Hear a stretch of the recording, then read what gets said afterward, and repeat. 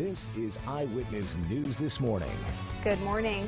We've seen a recent uptick in threats being made to local schools. And it's important to know that if someone even as young as a child is perpetrating these acts, there are still serious consequences. Our Eyewitness News reporter Shelby Pay has those details.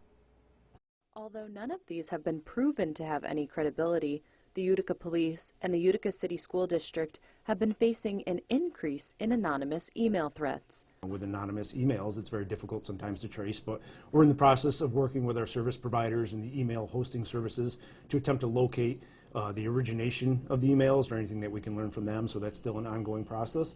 And Sergeant Curley explained to me that even if these threats are being made by kids, city resources are still being used to seriously investigate these threats. So the consequences will be severe.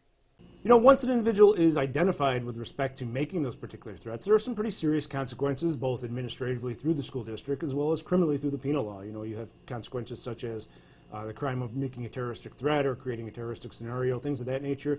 And we'll certainly be exploring all those options regardless of the age of the individual making those threats.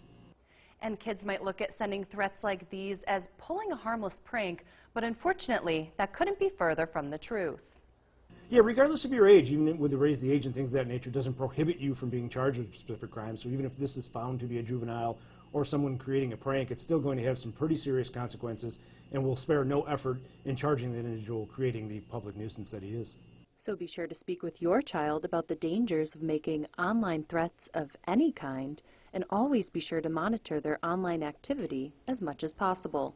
Reporting in Utica, I'm Shelby Pay, Eyewitness News.